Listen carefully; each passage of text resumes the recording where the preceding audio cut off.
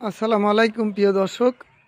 এই যে মাকড়ের আক্রমণ দেখেন, মাকড়ের কারণে এইভাবে মাকড়গুলি এখন অনেক গাছে আমের দেখবেন, এগুলো যদি এখন এইভাবে রিমুভ করে না দেওয়া যায় তাহলে কিন্তু এটি ছড়ে যাবে এবং পুরো গাছ কিন্তু মাকড় আক্রান্ত হবে। এবং দেখবেন এই যে এরকম কাটা কাটা দেখেন গা খেয়ে ফেলেছে একদম একদম।